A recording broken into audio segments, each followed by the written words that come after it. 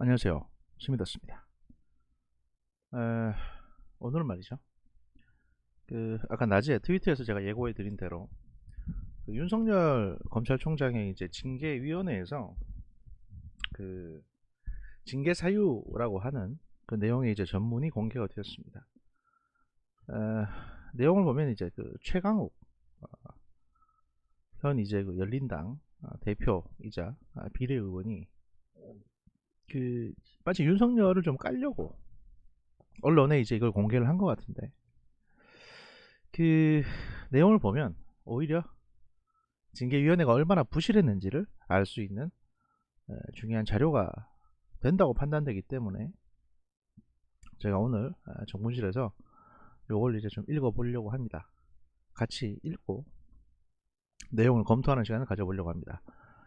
이게 총 제가 글자 크기를 좀 크게 했는데도 불구하고 총 한 9페이지 정도 되거든요. 그래서 시간이 좀 길 겁니다.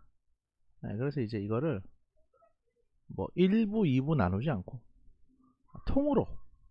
통으로 그냥 바로 가는 걸로 그렇게 하도록 하겠습니다. 안녕하세요. 그러니까 캠을 제가 샀습니다. 캠을 샀고요. 이게 이제 일단은 이게 작은 화면으로 띄워뒀습니다. 왜냐하면은 이게 제가 영상 편집을 할 줄을 잘 모릅니다. 그리고 할 줄 알아도 하고 싶지가 않습니다. 왜냐하면 돈 드니까, 시간 들고. 그렇기 때문에 이 전체 저는 이제 OBS 스튜디오라는 프로그램을 통해서, 바로 보시는 지금 이 프로그램입니다. 이 프로그램. 요걸 통해서 그 화면 전체를 통으로 캡처를 하거든요. 이 화면 전체를 통으로 캡처를 합니다. 제가 지금 화면을 두 개를 쓰고 있는데 한쪽 화면을 통으로 캡처하는데, 그렇기 때문에 원래 같으면 이제 이 문건 위에다가 영상 위에 제 영상도 올리고 광고도 이렇게 올리고 이래야 되는데 그게 너무 힘듭니다. 그래서 이 화면을 다 각각의 프로그램을 띄워서 화면을 쪼개 가지고 지금 하고 있다. 예를 들어서 이 광고 화면 같은 경우에도, 아이고 이게 아니지, 이 광고 화면 같은 경우에도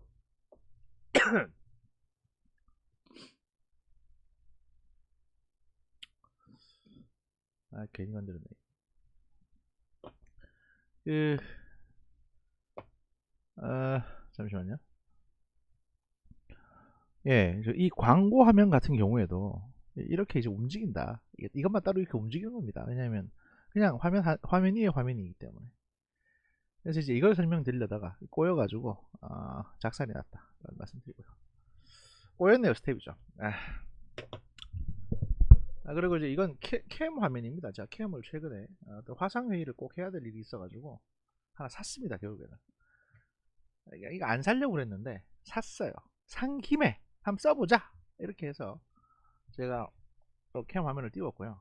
이게 이제 원래는 최저 화질로 했었는데 그것도 좀 그런 것 같아서 이걸 크게 한번 해보겠습니다. 화면에 제 얼굴이 대문짝 많이 나오게 갑니다. 안녕하세요. 안녕하세요. 안녕하세요. 스미더스입니다.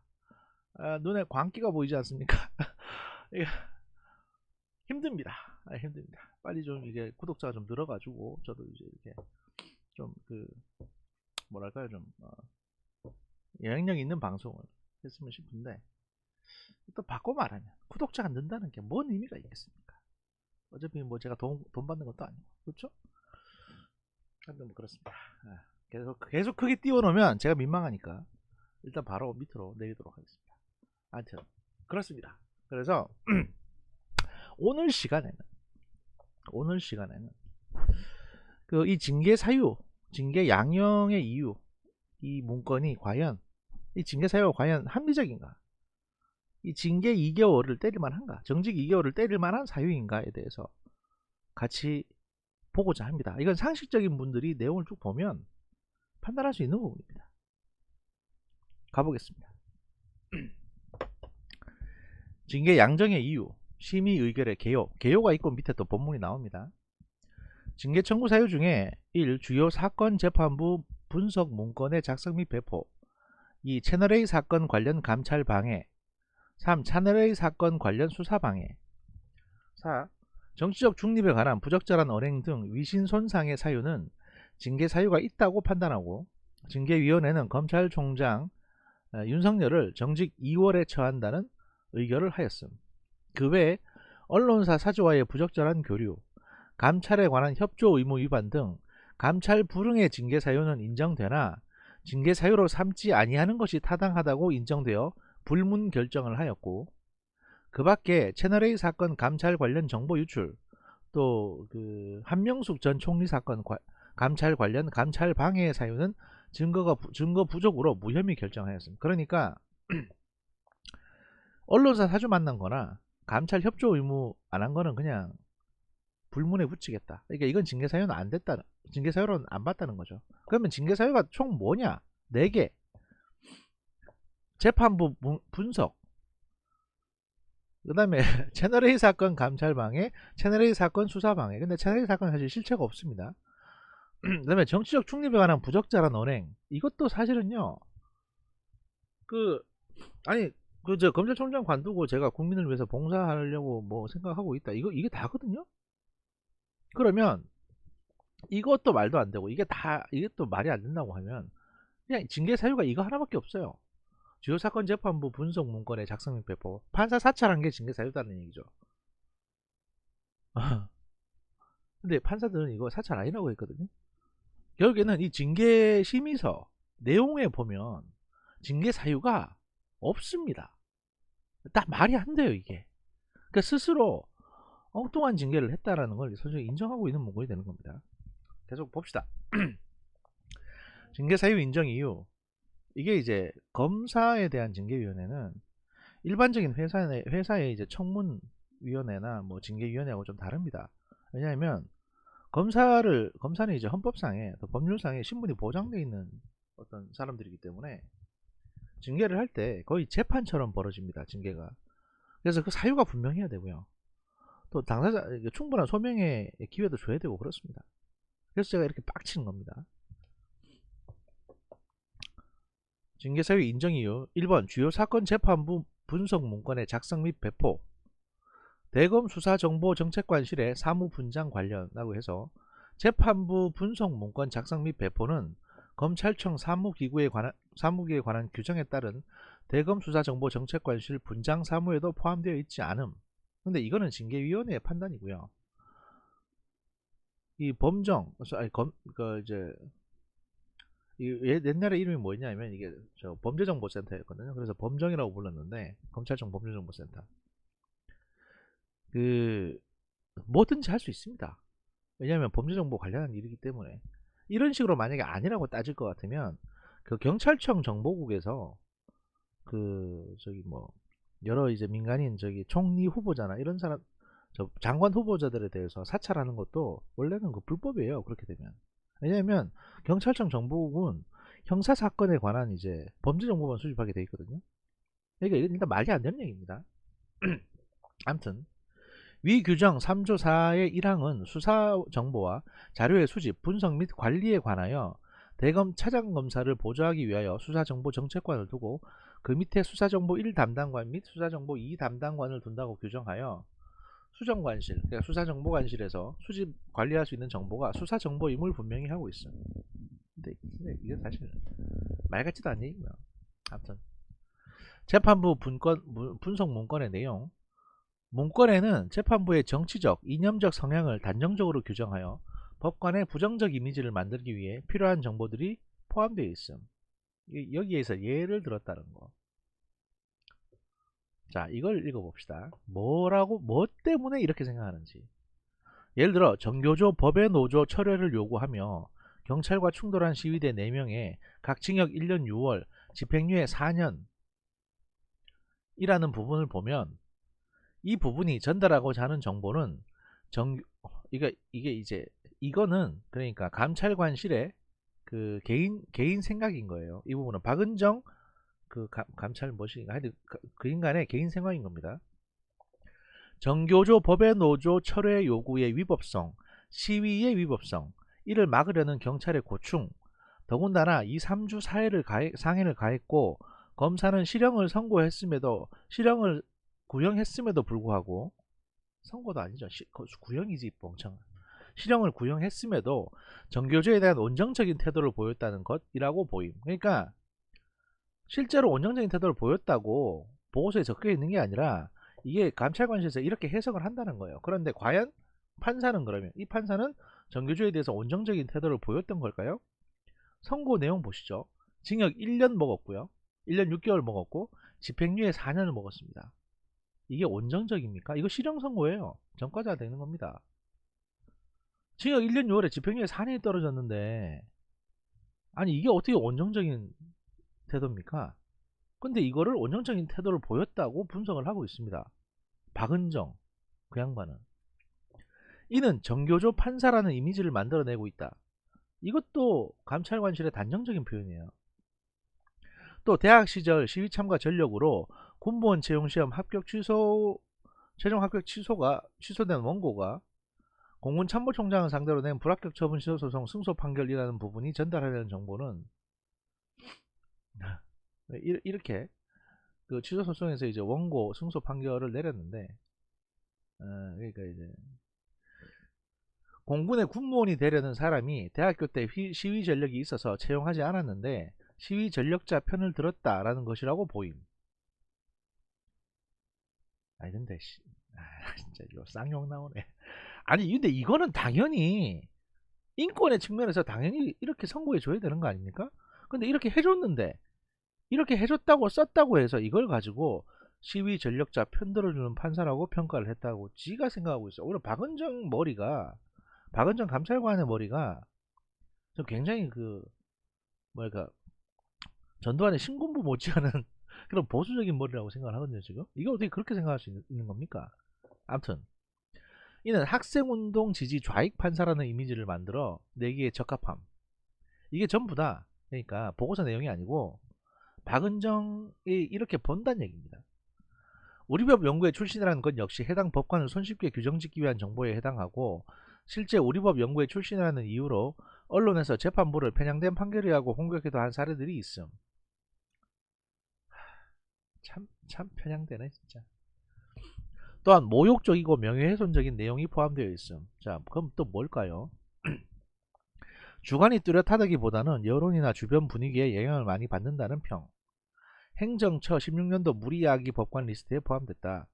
왜냐하면 휴일 당직 전날 술을 마시고 밤늦게 일어나 당직 법관으로서 영장 신문 기일에 불출석. 이 언론에서 보도한 내용인데 당연히 무리야기 법관 아닙니까 이거는?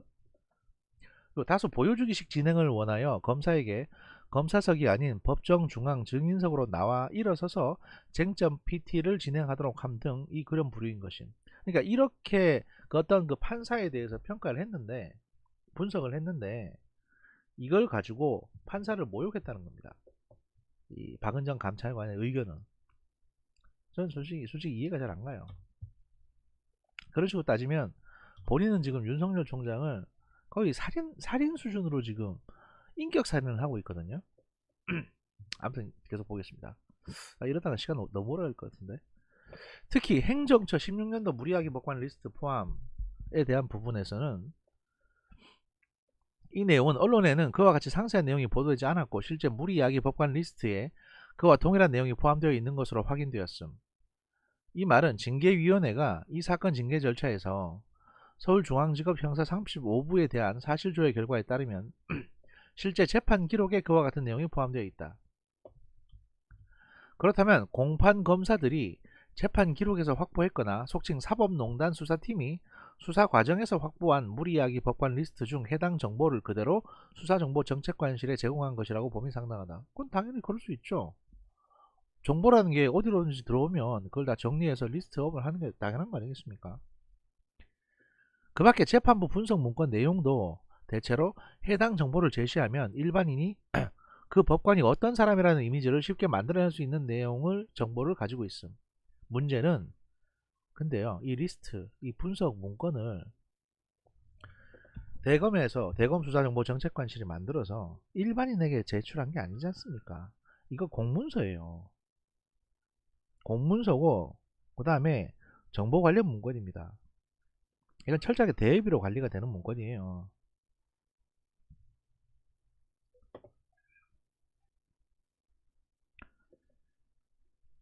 일반인한테 배포하는 문건이 아닙니다. 대회비예요. 근데 이게 무슨 모욕이고 명예훼손입니까? 아니 이런 식이면 국정원에서 만드는 조난 파일에는 솔직히 누가 누구랑 바람나서 뭐 했다는 내용까지 다 들어가 있습니다. 예를 들면 박수현 지금 청와대 뭐시기 그 인간이 저기 그 인간 관련해서 유명한 얘기가 있습니다. 그 저 호남 충남 어디에서 모 과일 가게 아줌마하고 그 모 지역의 의원 지방 의원 한 사람이 둘 다 여자예요. 서로 막 쌍욕하고 머리 뜯고 싸움을 했습니다. 박수현 의원 때문에 박수현 씨 때문에. 근데 그 둘 다 부인은 아닙니다. 그러니까 이런 어떤 그 내용들이 국정원 전환 파일에 그대로 들어가 있을 텐데 그럼 이렇게 만들면 이것도 민간인 사찰이고 모욕입니까? 뭐 말 같지 않은 소리를 갖다가 그것도 검사라는 인간이 하고 있으니까 제가 이렇게 빡치는 거고요. 계속 보겠습니다. 아 이런 식으로 하면 하루 종일 걸리겠는데 이거. 문건 작성의 의도와 목적 이것도 다 추측입니다. 추측. 재판부 분석 문건의 주요 내용에 비추어 보면 해당 재판부에게 불리한 여론 구조를 형성하면서 재판부를 공격, 비방하거나 조롱하여 우스갯거리로 만들 때 활용할 목적과 의도를 가지고 작성 배포되었다고 판단됨. 어느 공직자가 일을 이렇게 합니까? 저는 이게 상당히 악의적인 감찰 조사라고 생각을 합니다. 이거는 사실 어디 그 돌대가리 문바들이나 이거 이렇게 이해할 거지. 그것도 검사식이나 되는 공직자가 이런 식으로 다른 사람의 업무에 대해서 이렇게 폄훼하는 식으로 말씀하셔서는 안 되는 겁니다. 아무튼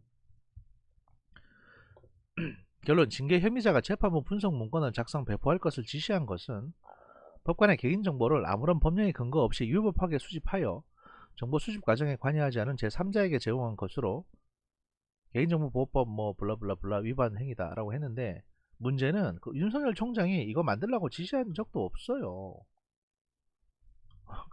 그게 사실 가장 큰 문제인 겁니다. 그런 적도 없다니까요. 거기에 대해서 조사도 하나도 안 됐어요. 또 징계 혐의자가 대검 간부들에게 위와 같은 행위를 하게 한 것은 직권 남용 권리 행사 방해에 좀 변론으로 하더라도 적어도 직무 관련 공무원에게 직무의 범위를 벗어나 부당한 지시를 하는 행위로서 검찰청 공무원 행동 강령에 위반하는 행위다. 근데 이거 사실 이 두 개 다 박은정 검사가 지금 저지른 범죄입니다.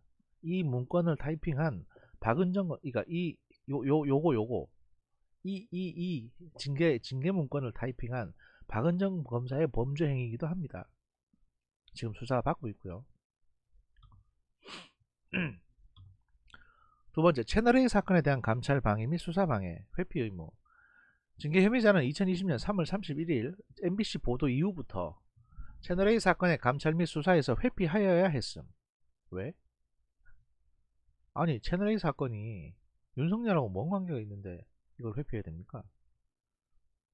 징계 혐의자는 여기 이제 윤석열 씨는 한동훈 땡땡땡은 여기 한동훈입니다. 한동훈 사이의 관계는 그동안의 근무관계, 통화 내역이나 카톡 메시지, 통신 내역 뭐 2700에 비춰보더라도 매우 밀접한 관계임을 확인할 수 있음. 그러니까 한동훈하고 윤석열하고 지나치게 친하다 이거죠. 그런 식으로 따지면 박은정님은 추미애하고 안 친하냐? 진짜 아우 쌍 진짜.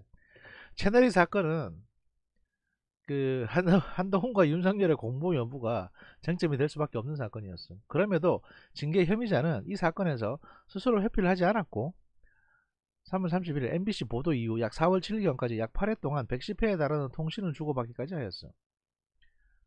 이건 사실이요. 이건 진짜 말도 안 되는 게 제가 가끔씩 들어가는 이제 지인들하고 얘기하는 텔레그램 방이 있습니다. 카톡 방도 물론 많은데 그 텔레그램 방에 하루에 400개씩 메시지가 쌓여요.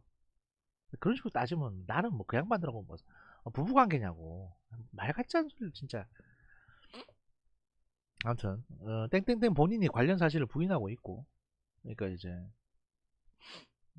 네, 그렇지. 한동훈 본인 여기서 땡땡땡 한동훈 본인이 관련 사실을 부인하고 있고 객관적으로 명확하지 않았다고 주장하나 이미 4월 1일부터 한동훈이 언론상에 거론되고 있었기 때문에 설령 한동훈이 관련되어 있다는 것을 윤석열이 알지 못했다 하더라도 채널A 사건에 윤석열이 관여하는 것은 윤석열의 직무수행의 공정성을 의심받을 수 있는 우려가 있는 때에 해당다. 이것도 사실 난 뭔 소리인지 모르겠다 이거는 솔직히.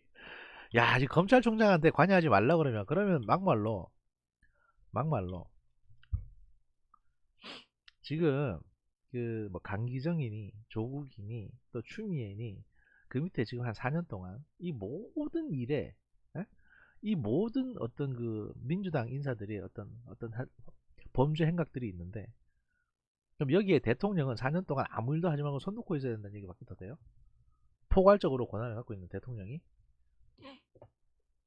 검찰청 공무원 행동 강령 제5조에 직연 등으로 지속적인 친분 관계가 있어 공정한 직무 수행이 어렵다고 판단되는 자와 관련된 사건임이 분명하므로 윤석열은 이를 서면으로 신고하도록 하고 직무 참여의 일시 정지나 직무 대리자 지정 등의 조치를 취해야 했으나, 그거는 씨발 일반 평검사 얘기지 뭐 이런 윤석열이 이걸 담당하는 수사검사가 아니잖아요. 근데 어떻게 이 조항을 여기다 갖다 써먹습니까? 징계협의자는 그렇게 하지 않고 오히려 검찰총장의 직무 권한을 내세워서 채널A 사건에 대한 감찰과 수사에 개입하였음. 아, 박은정이 쌍 진짜 씨. 네, 아우 나 화딱지 나네. 죄송합니다. 네, 청취자한테 이렇게 화를 내면 안 되는데, 박은정 이거는 뭐 진짜 이런 이거 다 박은정이 쓴 겁니다. 감찰 방해 부분.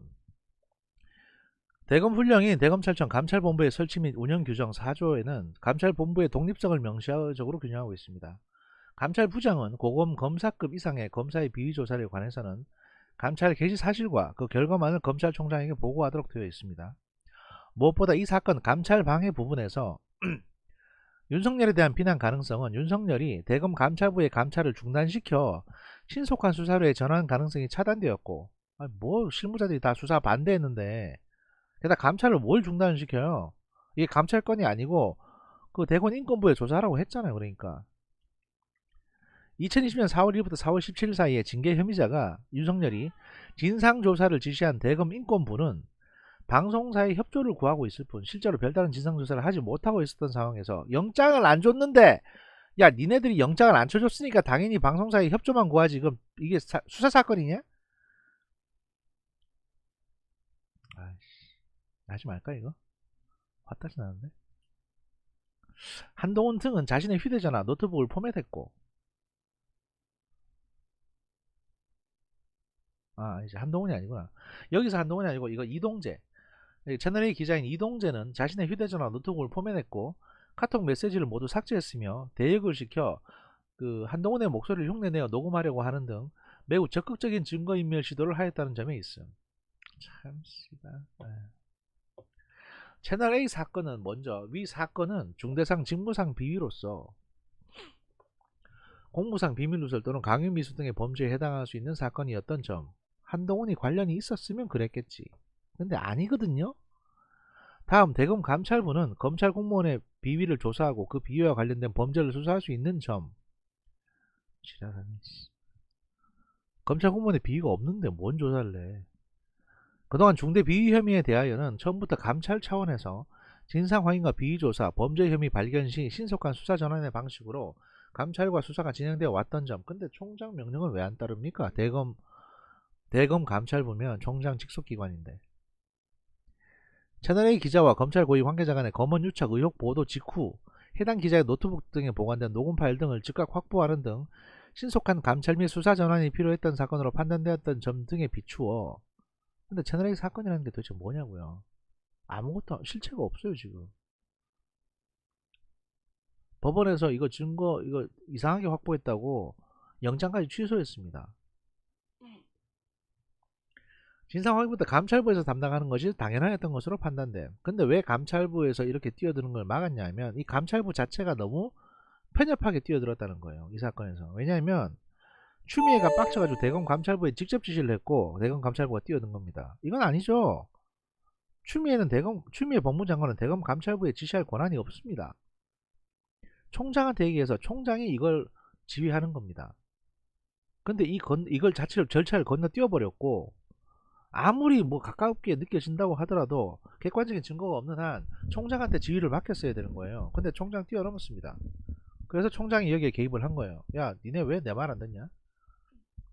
감찰부는 스톱하고 인권부가 이거 둘 다 조사해봐 라고 해서 대검 인권부가 감찰부하고 한동훈을 둘 다 조사를 한 겁니다.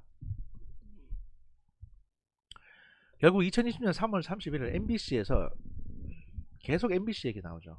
근데 MBC 이 보도가 그 사기꾼의 어떤 그 증언에 기반한 굉장히 부실한 보도였음에도 불구하고 박은정 검찰 담당관부터 시작해서 추미애까지 전부 다 이 MBC에만 기대고 있습니다.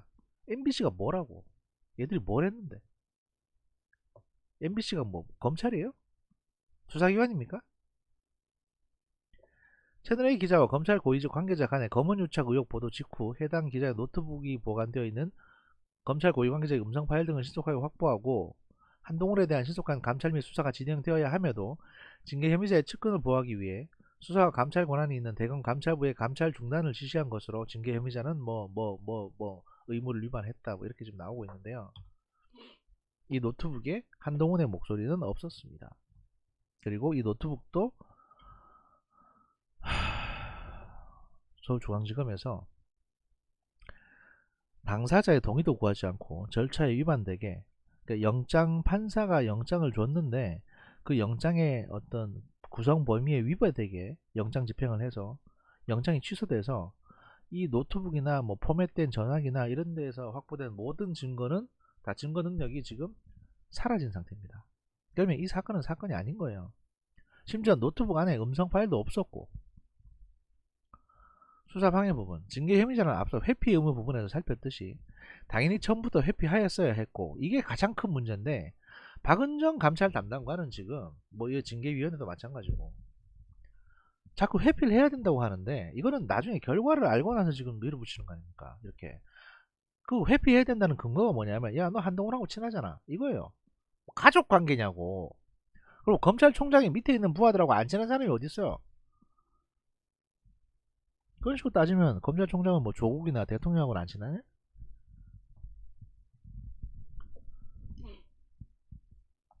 여기 2020년 6월 4일경에 한동훈의 관여 사실이 밝혀진 이후에는 뭐가 밝혀졌다고 뭔 말 같지 않은 소리를 하고 있어요 지금.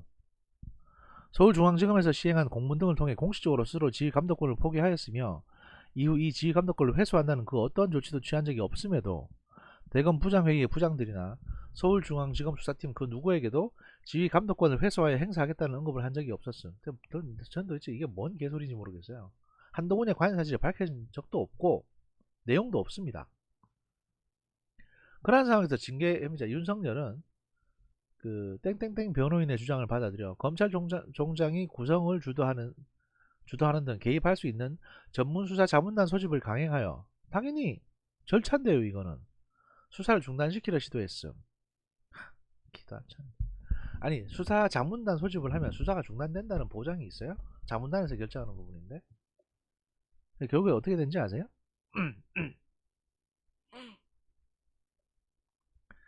하여튼 뭐 결국엔 수사 자문단이 소집돼 가지고 한동훈에 대해서 수사하지 말라고 자문 결과 내놨습니다. 이게 만약에 개입이라면 추미애가 징계위원회, 자기 맛대로 구성한 징계위원회 소집해서 억지로 징계 때리는 것도 그러면 그건 범죄겠네. 그러면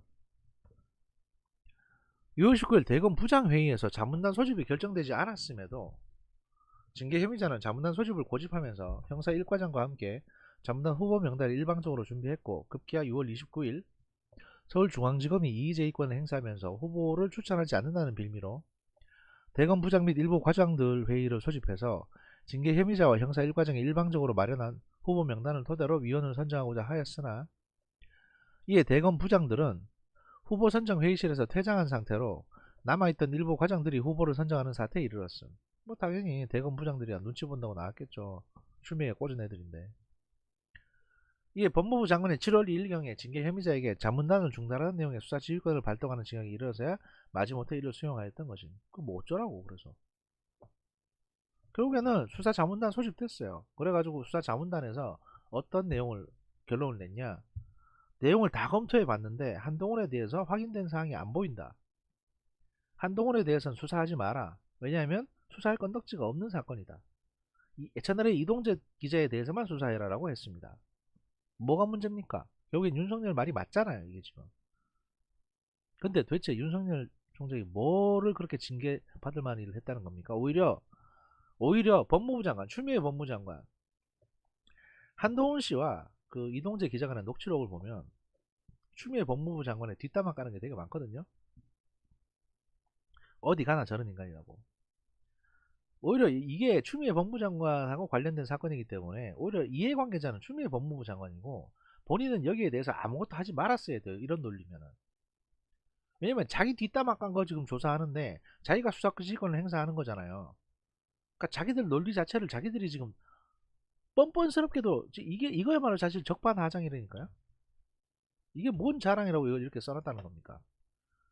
하여튼 다음 넘어갑시다. 제가 선택적인 분노를 하는지도 모르죠. 하여튼 다음 넘어가겠습니다.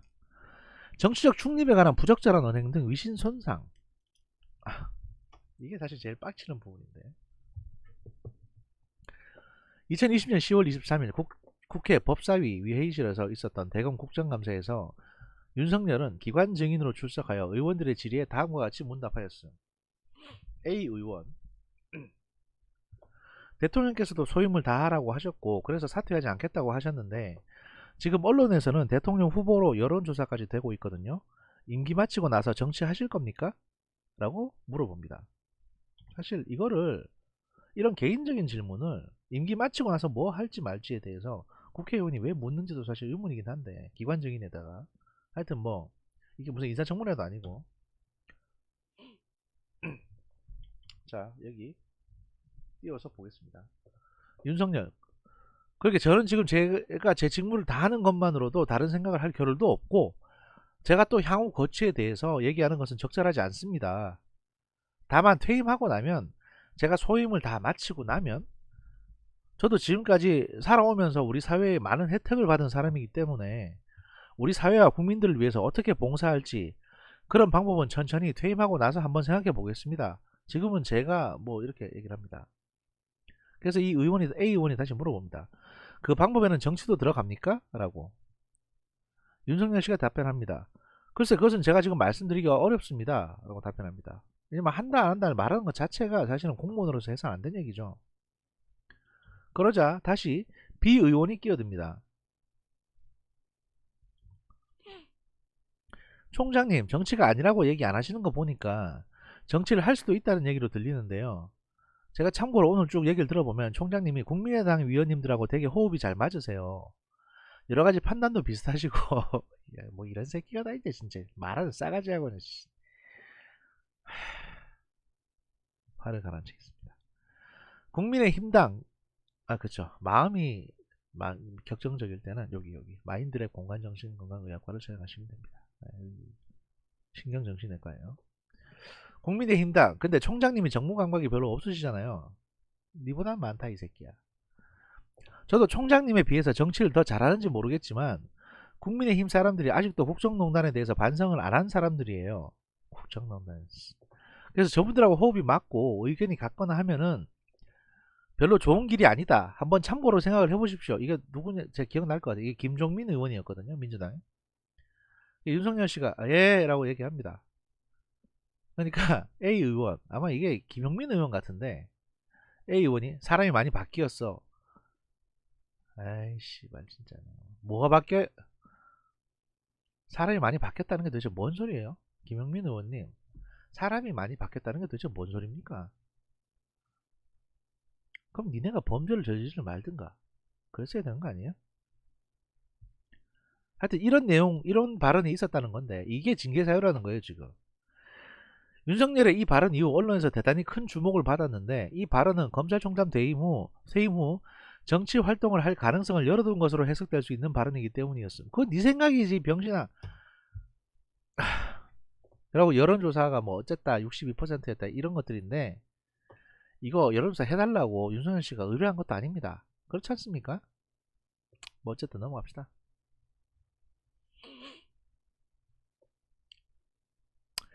징계 혐의자는 2019년 12월 31일 세계일보의 차기 대통령 적합도 조사에서 2위에 차지한 것을 인지하고 명단에서 빼줄 것을 요구했는데 거절당한 것으로 보도됐는데 2020년 8월 이후 동일 또는 유사한 노력을 하였다는 자료는 제출되지 않았습니다. 야 그러면 아씨 야 진짜 짜증나네. 야 그러면 여론조사라는 게 누구한테, 그러니까 이 대상자한테 물어보고 하는 것도 아니고 언제 할지도 모르는데, 그럼 미리 전화, 일일이 언론사에 전화해가지고 여보세요, 저 검찰총장 윤석열인데요, 앞으로 여론조사 하실 때 뭐 절 대통령 후보에 올려서 여론조사 안 해주셨으면 좋겠는데 그거 저기 제가 문서로 보내드릴 테니까 약속 좀 해주실 수 있나요? 이렇게 얘기하면 그게 그게 오히려 미친 새끼지. 그게 정치적인 중립을 공무원이 위반하는 거지. 뭐 어쩌라는 거예요 도대체.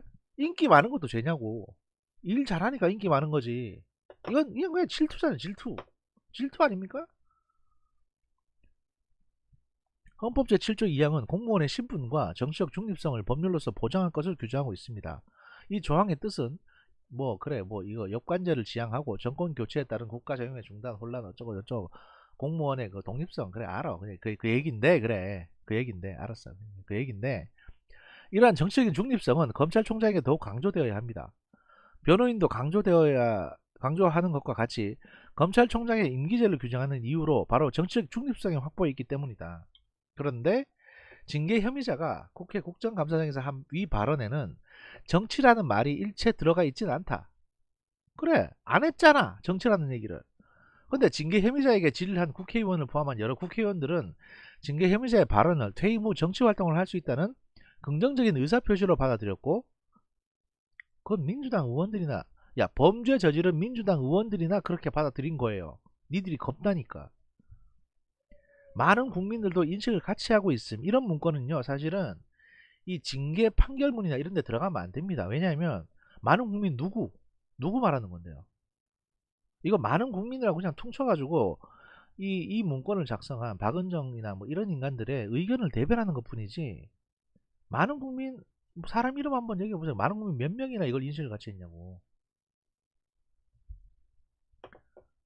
그러니까 이건 미필적 고의라고 해석하는 거예요. 아무 말도 안 했기 때문에 넌 죄가 있다. 안 한다는 말을 안 했기 때문에 죄가 있다. 그럼 한다 그러면 그건 뭐 괜찮냐고. 말 안 하는 게 왜 죄입니까? 지금까지 정치 횡보를 했나요? 아무튼 계속 해보겠습니다. 저 1부 2부 나누고 싶은데 지금 상황 봐서 그러면 안 될 것 같고 계속 갑시다. 징계 혐의자가 검찰총장의 직을 수행하면서 동시에 퇴임 후 정치활동을 할 수 있다는 가능성을 긍정하는 것은, 가능성을 긍정한 적이 없다니까요.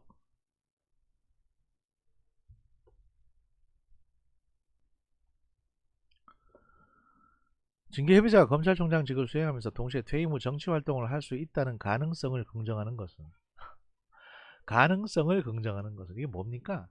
징계라는 건 객관적이고 명확한 증거 가지고 하셔야 되는 거 아니에요? 근데 이건 오롯이 너님들의 상상일 뿐이잖아요. 상상으로 지금 징계했다는 거 아닙니까? 야 너 되게 기분 나쁘게 쳐다본다? 너 죄 있어. 지금 이랬다는 얘기 아니에요. 위와 같은 국회 발언 이후에 징계 혐의자의 발언이나 행동은 그것이 검찰총장으로서 마땅히 해야 할 것이라 할지라도 국민들은 그 발언과 행동을 정치적으로 해석하기 마련이기 때문이에요. 왜 국민들의 생각까지 니들이 걱정을 해주는, 추미애가 걱정을 해주는 겁니까? 참 진짜 공무원 징계하면서 말 같지 않은 이유 길게도 대신해요. 정치권과 언론에서 징계 혐의자의 퇴임 후 정치활동 가능성이 논의되는 것 자체가 현재 진행되고 있는 주요 사건 수사의 정치적 이용 가능성을 배제할 수 없게 되고, 그 결과 수사의 공정성과 정치적 중립성을 위태롭게 할 수 있음. 니들이 하는 짓이 바로 이 내용이야. 법무부 장관이 한 짓이 이거예요 지금. 이는 전체 검사의 공정성과 정치적 중립성을 의심받게 함으로써 현재 형사사법 질서를 혼란케 할 수 있는 위협이 될 수 있음. 넘어갑시다. 위와 같은 사정에 비추어 보면 징계 혐의자인 윤석열은 정치적 중립에 대한 검찰총장으로서의 위신을 손상하는 행위를 하였다고 보아야 할 것이야. 뭐 말같지도 않은 사유는. 아유, 뭐 그러시던가요. 예, 갑시다. 인정된 징계 사유의 측면을 보면 주요 사건 재판부 분석 문건의 작성 및 배포의 징계 사유는 검찰총장직을 수행하면서 대검의 수사정보 수집 기능을 이용하여 징계 혐의자가 처리하였거나 관심 있는 주요 정치적 사건의 재판부를 대상으로, 그게 국정농단 재판부도 다 포함되어 있습니다. 지금 김경수 사건도 그렇고, 검찰의 뜻에 반하는 판결을 하는 법관에게 불리한 여론 지연을 형성하고, 해당 법관의 과거 판결이나 행적을 소재로 좋지 않은 좋지 않은 이미지를 퍼뜨려 공격 비방하거나 조롱거리로 만드는데 악용될 여지가 농후한 법관의 개인정보를 수집 배포한 점. 근데 사실 이거 지금 문바들이 하고 있는 거 아닌가요? 그리고 이 범죄정보, 여기에서 이 법관 개인정보 파일은요, 개인정보는 원래 대외입니다. 기밀로 분류되는 수사정보에 속합니다. 근데 이거를 지금 어디 외부에 유출했어요? 그것도 아닌데. 이런 행위는 일상적으로 여론의 비판에 직면해야 하는 법관을 위축시키고, 그 결과 전체 법관 사회의 법관 사회를 건강하지 못하게 할 우려가 있어요. 그걸 왜 아니, 그걸 왜 니들이 걱정해 주냐고. 법관은 정작 판사들은 괜찮다는데, 좋은 판결을 하기 위해서는 더 많은 용기를 필요로 하게 하는 매우 좋지 않은 영향을 미치는 점. 야, 씨발, 아주 그냥 판사들이 어디 초등학교 4학년짜리 애새끼들인가 보네. 어? 용기가 없어서 이런 걸로 용기를 못 느낀다고.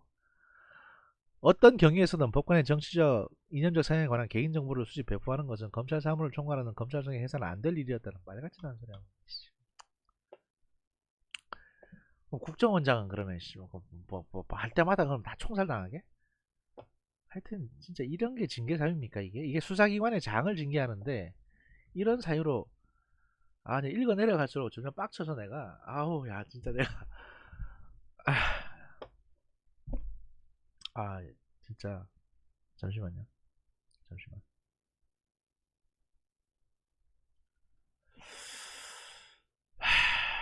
그래, 조금만 더 합시다. 예. 채널A 사건 관련 감찰 방해의 사유는 윤석열이 채널A 사건에 임하면서 보인 태도는 불과 몇 년 전의 모습과는 정반대로 국정원 댓글 수사를 하지 못하게 했던 징계 혐의자의, 정반대로 국정원 댓글 수사를 하지 못하게 했던 징계 혐의자의 당시 상사들의 모습을 그대로 재현한 것으로 보이는 점. 뭐 사귀다 헤어지셨어요? 너 변했다 이거야 뭐야? 씨발 무슨 징계, 아니 공문서에 이딴 식으로, 무슨 공문서를 이렇게 적어? 서울중앙지검이 채널A 사건에 이동재와 관련되어 있는 현직 검사장이 한동훈이라는 것을 힘들게 밝혀내기 이전에 징계 혐의자는 한동훈이 이 사건에 관련되어 있다는 것을 알았을 수도 있고 알았을 수 있고 설령 그 사실을 몰랐다고 하더라도 적어도 MBC 보도 직후부터는 이동재와 관련된 검사장으로 한동훈이 언론에서 거론되는 사실을 알았을 것이고, 만약에 서울중앙지검에서 국정원 댓글 수사를 하던 과거의 징계 혐의자였다면 내가 관여하면 수사의 공정성에 의심받겠다, 나에게 결과만 알려주고 소신껏 수사해서 명명백백히 밝혀라, 이런 사건을 잘해야 검찰이 제대로 서 있다는 것을 보여줄 수 있다고 하였을 것이라고 보이는 점. 이것도 사실 지랄 같은. 아우 씨발, 내가 진짜, 야 이건 진짜 욕 나온다. 아니 야 뭐 그러니까 윤석열이, 에? 윤석열이 변했다 이거 아니야 지금? 너 왜 변했냐 이거 아니야 지금? 그게 변한 게 징계 사유야? 변한 게 징계 사유냐고? 심지어 변하지도 않았어요. 왜냐면 이 사건이 안 되는 사건이에요. 이건 형사 사건이 아니라고. 아니, 법무부 장관 뒷담화 깐 게 뭔 범죄야? 법무부 장관 뒷담화 깐 게 범죄예요?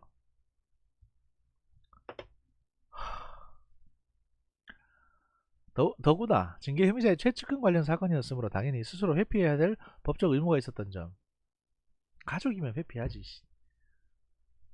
그럼에도 징계 혐의자는 신속한 압수수색이 가능한 감찰을 중단시키고 인권부로 하여금 언론사의 협조를 받아 증거를 받도록 지시하였는데, 그동안 관련자들의 시간 벌기와 증거 인멸이 이루어졌던 점. 아니 MBC가 그러면 대검 인권부에 증거를 갖다 주면 될 거 아니야. MBC는 왜 이걸 안 줘요 그러면? 왜 안 줬겠어요? MBC한테 이 자료를 넘겨준 게, MBC한테 이 녹취록을 넘겨준, 수사 기밀인 이 녹취록을 넘겨준 게 신성식 4차장 중앙지검이라는 거를 감추기 위해서 있던 거지. 니들이. 그거 자체가 범죄예요. 현직 검사장이 연루된 사건에서 압수수색 대신에 협조 요청의 방법을 택한 것에 대한 국민과 후배 검사들의 관점에서 평가하지 않을 수 없는 점. 그냥 법에 따라서만 평가하라고. 아니 징계라는 게 일종의 사법처리인데 이거를 국민과 후배 검사들의 관점, 누구 관점에서 뭐 이문정이 아니면 뭐 누구, 그 진해원이 그 대가리 그 저 종양에 있는 게 빨갛지 않은 아유 진짜 총 맞은 것도 아니고 저 대가리. 원래 저 정부 시험에서 욕을 많이 안 합니다. 근데 이 문건은 읽으면 읽을수록 욕이 나오고 열이 팍팍 받습니다 지금. 더군다나 채널A 사건 관련 수사 방해의 사유는 징계 혐의자가 최측근 관련 사건으로 당연히 스스로 회피하여야 할 사건이었고, 이건 결과론이 되니까요. 왜냐면 채널A 사건 자체가 사건이 되지도 않아요. 그 다음에 한동훈이 여기에 관련이 있는지 아닌지 이때 뭐 아무도 몰랐어요. 심지어 나중에 관련성이 나오긴 했는데, 그게 뭐냐면 이동재 기자 만나서 그냥 추미애 장관 뒷담화 갔다, 이게 다예요. 그러니까 한동훈이가 뭘 잘못했냐고 도대체. 잘못했으면 구속을 시키시라고. 근데 구속은 고사하고 고소도 못했어요. 수사도 못했다고. 법원에서 이거 사건 아니래요. 그 다음에 그 수사자문회의에서도 이건 사건 안 된대요. 근데 뭐가 문제라는 건데 도대체. 근데 계속 이런 얘기를 합니다. 과거 윤석열이었다면, 민주당과 가깝던 과거 윤석열이었다면 그렇게 안 했을 거 아니냐는 식이에요. 징계 혐의자가 그러니까 윤석열이 퇴임 후 정치활동을 할 것인지는 전적으로 윤석열이 선택할 일이지만, 검찰총장의 직무를 수행하면서 윤석열의 행동이 정치적인 것으로 받아들여지는 일이 반복되었고, 왜냐하면 정치인들이 범죄를 저질렀으니까. 급기야는 국정감사장에서 정치활동의 가능성을 부인하지 않는 발언을 함으로써, 정치라는 얘기 국회의원들이 하셨잖아. 윤석열이 뭐 그 얘기 했어요? 아무 얘기도 안 했어요. 징계 혐의자의 정치적 중립성을 더 이상 신뢰할 수 없게 만들었던 점, 이는 징계 혐의자의 지휘하는 수사에 정치적인 색채를 입히는 것이었고, 그 결과 그 수사를 담당하는 많은 검사들에게도 동일한 의심을 가게 하는 일이었던 점. 근데 그 후배 검사들은 다 윤석열이 그런 사람이 아니라고 얘기하고 있습니다. 이 징계 부당하다고 얘기하고 있습니다. 검찰총장에 대한 징계의 특수성. 징계 혐의자의 비위 사실은 징계 양형 기준상 각각 정직 이상 해임에 해당하는 중한 사안으로 종합적으로 해임이 가능하나? 그럼 하지 그랬냐 그러면. 이 사건은 검찰총장에 대한 징계로서 유례가 없는 사건이고, 이 점에서 많은 특수한 사정을 고려하였음. 그래서 7시간 동안 새벽 4시까지 박 터지게 고려해가지고 2개월 정직이냐? 먼저 검찰청법은 검찰총장의 임기제를 보장함으로써 공정성과 정치적 중립성을 보장하려고 하였는데, 오히려 이 사건에서는 정치적 중립성에 대한 신뢰 훼손이 비위 사실이 되었기 때문에 징계 혐의자의 임기를 보장하는 것이 과연 합당한 것인지에 관한 깊은 숙의를 했고, 그러니까 정치인 범죄를 수사했다고 지금 정치적인 중립성을 안 지켰다는 거 아니야. 여당 정치인 범죄 수사했다고. 참 쓰레기들이다. 이 새끼들 하나하나 쓰레기가 아닐 수가 없네. 위원회는 어떤 경우에도 검찰총장의 임기제는 보장되어야 하고, 그것이 검사의 공정성과 정치적 중립성 확보에 기여할 것이라고 보았음. 그럴 거였으면 징계위원회를 열지 말았어야 돼. 돌대가리더라. 다음 법률에 의하여 강한 신분 보장을 받고 있는 검사에 대한 해임, 면직은 보다 신중하게 이루어져야 한다는 것을 비중 있게 고려했음. 왜냐하면 해임이나 면직을 했다가는 니들이 이 법률에 의해서 직권남용으로 거의 실형받을 거거든요. 니네 5명, 4명인가 5명인가 각각 징역 한 2년에서 3년씩은 받으실 거예요. 앞으로 이거 수사 들어가면. 무엇보다 이 사건 징계가 국민들과 사회에 미칠 영향을 깊게 고민했고, 이 사건 징계로 인하여 발생할 형사사법기관의 혼란은 물론일 뿐만 아니라 국민들이 느끼는 고통과 불편함이 하루빨리 해소되어 안정화되어야 한다고 판단했어. 징계 혐의자에 대한 서울행정법원의 직무집행정지, 처분 집행정지 결정의 취지 역시 존중하였고, 징계 청구 이후 형성된 검사들 다수의 의견도 충분히 존중되어야 하는 고려 요소였으며, 마지막으로 윤석열에게 남아있는 자녀 임기를 고려하지 않을 수 없었음. 그 밖에 징계 혐의자 윤석열이 비위 사실에 이르게 된 동기와 경위, 무슨 비위를 했는데, 그러한 비위의 내용과 그로 인하여 검찰 조직과 국민에게 끼친 영향의 정도, 윤석열의 그동안의 행적 및 근무 성적, 징계 처분으로 인한 불이익 정도 등 기록에 나타난 재반 사정을 종합하여 정직 2개월 때렸다고. 에라이 등신아. 윤석열의 비위 사실은 징계 양형 기준상 각각 정직이상 해임에 해당하는 중한 사안으로 종합적인 해임이 가능하나 뭐 특수성 그래 넘어가고. 네, 이거 뭐 했던 얘기 좀 다시 붙어 있는데, 예, 이거 그 같은 얘기가 좀 두 번 붙어 있네요. 넘어가고. 불문 또는 무혐의 이유. 이래서 하여튼 정직 2개월 때렸다는 겁니다. 그리고 밑에는 이제 불문 또는 무혐의를 한 사안에 대한 이유가 붙어 있는데, 언론사 사주와의 부적절한 교류, 징계 혐의자가 자신의 소속 검사가 취급 중인 사건의 사건 관계인 중에 언론 보도 등을 통하여 사회적 이목이 집중되고 있어 검사가 교류할 경우 공정성을 훼손할 우려가 있다고 의심할 만한 이유가 있는 사람과 교류한 것 자체는 인정됨. 뭔 개소리야 이게. 아니 아니 이게 뭐냐면요, 내가 어떤 수사를 하고 있어요. 근데 이 사건의 범죄자가 너무 유명인이야. 그래서 이 사건의 이 범죄자의 사건 내용 자체가 막 신문에 계속 나오고 있어요. 그러면 그 신문사 사람을 만나면 안 돼, 검사는. 근데 심지어 소속 검사도 아니고 검찰총장이야. 근데 왜 신문사 사람을 만나면 안 돼요? 그럼 누굴 만나 도대체? 이게 뭔 소리야 도대체? 그리고 그 언론사 사장, 예를 들어 중앙일보의 홍석현 회장이, 심지어 그 홍석현 회장은 중앙일보 지금 회장도 아닙니다. 이 만났을 당시에도 중앙일보의 대주주였지 회장은 아니에요. 근데 그 사람 만나가지고 저기 누구에 대해서 좀 좋게 써주세요 그러면, 그럼 대형 언론사 회장이라는 사람, 오너가 검찰총장이 부탁했으니까 내가 좋게 써주지 이러고 좋게 써주겠냐고요. 이거 진짜 무슨 초등학교 애들도 아니고 진짜 답답합니다. 다만 징계 혐의자 윤석열과 홍석현이 만나게 된 경위와 목적, 두 사람이 나눈 대화 내용 등이 명확하게 밝혀지지 않았고, 당시 홍석현과 관련된 사건은 수사가 종결되어 변론 종결만 앞두고 있는 시점이었으므로 다른 형사사건들의 관련성 등도 명확하지 않은 점 등을 감안할 때 징계 권한은 자제되어야 되는 것이 적절하다고 판단돼서 이 부분에 대한 징계 사유는 불문에 붙이기로 함. 야, 심지어 만났는지도 아직 몰라요. 뭔 얘기 했는지도 모르고. 근데 이걸 어떻게 징계를 한다는 거죠 도대체? 이걸 징계를 올리는 추미애 자체가 미친년 아니에요?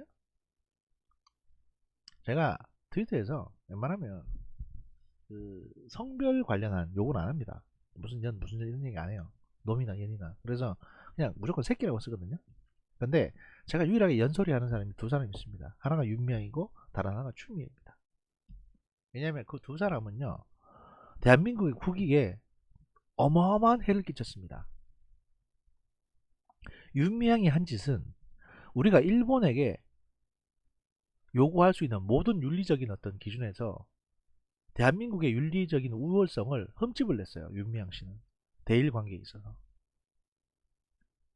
추미애 씨는요, 사법 체계 자체를 흔들었습니다. 자기 개인적인 정치적인 이익을 위해서. 자기 개인 정치를 하려고 검찰 개혁부터 시작해서 모든 걸 다 뒤흔들었어요. 문재인 정부를 갖다가 파탄낸 겁니다. 추미애 씨는. 여러분, 추미애 두둔할 게 아닙니다. 추미애 씨야말로 진짜 조국보다 살이 어떻게 보면 조국보다 더 나쁜 사람이에요. 추미애 씨는 그냥 질투심에 지 자식 새끼 수사했다고 복수심에 이런 거예요. 그냥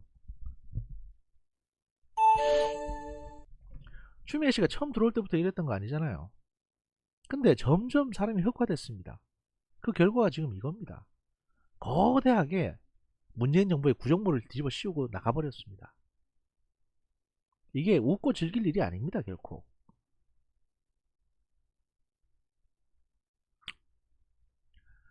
또 하나 불문에 붙인 징계 사유가 감찰에 관한 협조위원회 감찰 불응입니다. 이 내용 보시죠.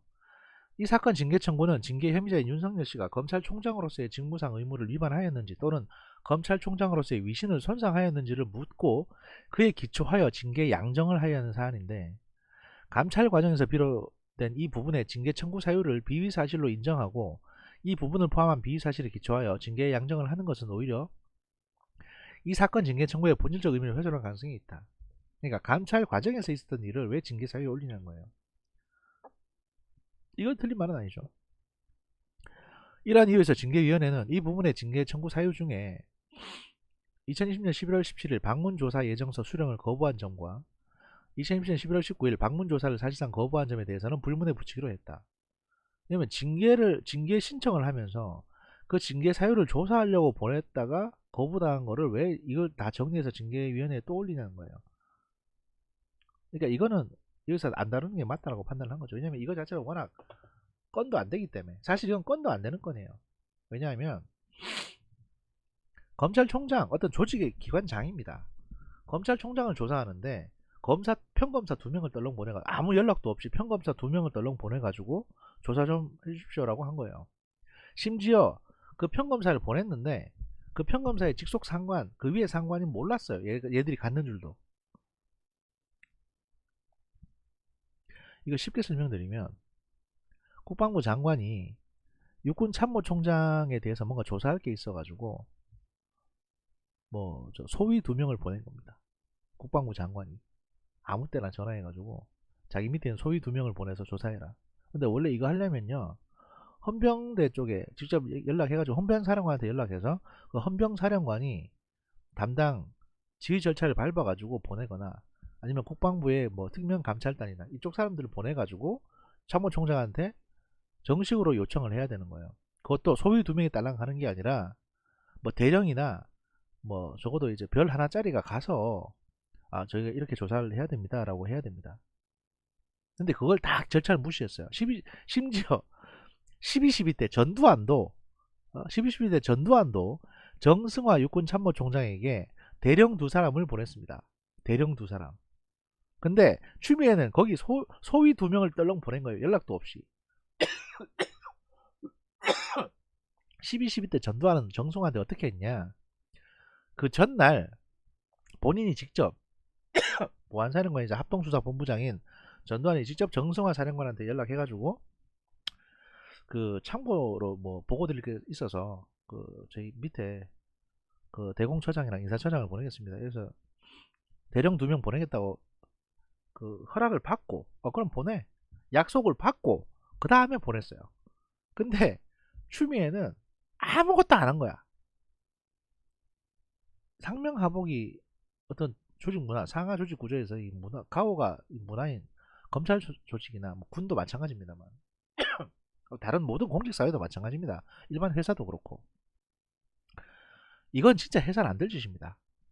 그래서 절차 밟으라고 불응한 것도 아니고 야 절차 밟아서 오라고 한 것뿐이에요.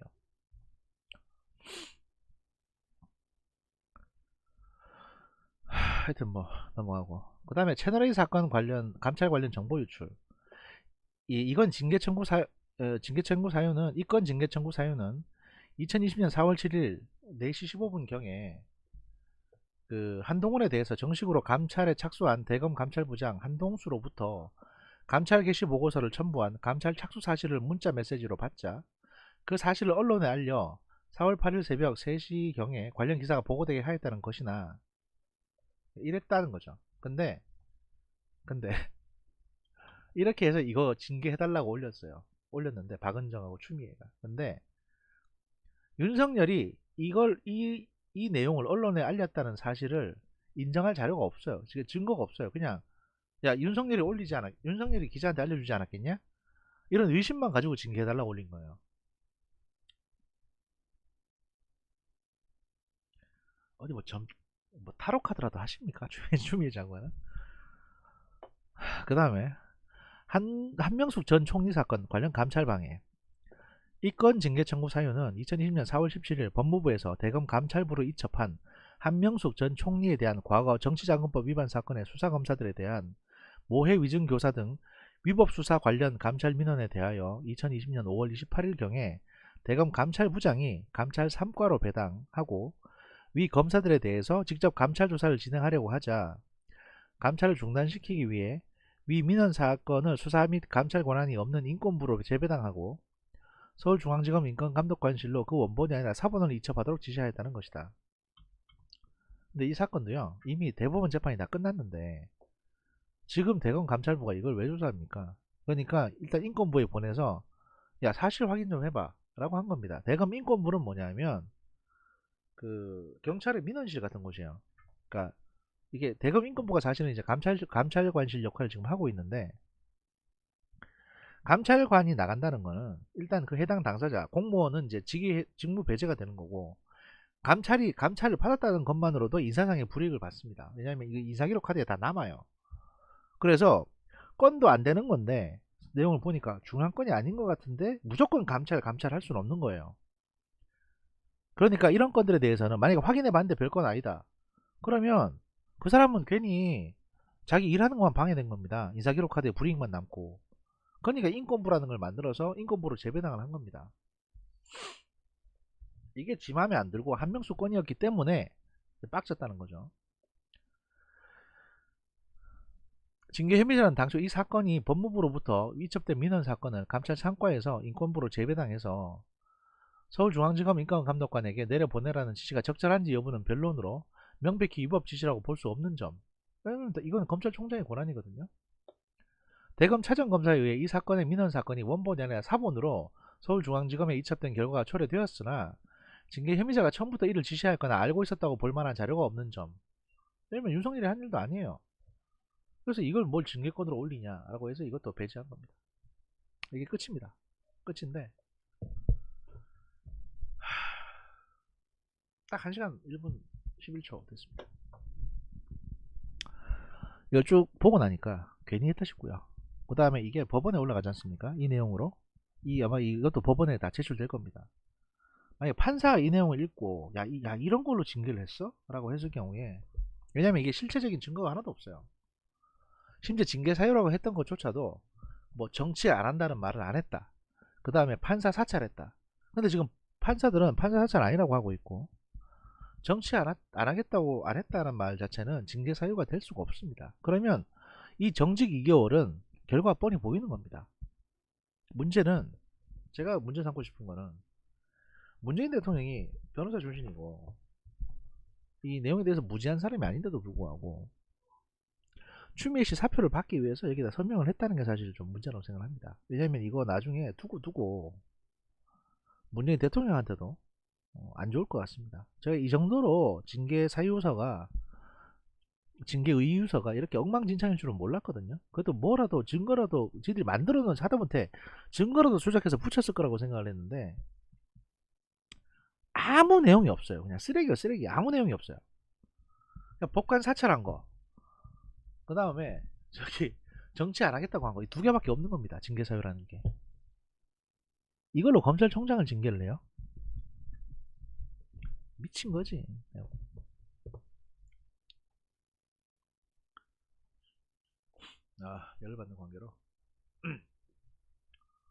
열받는 관계로 오늘 여기까지 하겠습니다. 들어주셔서 감사하고요.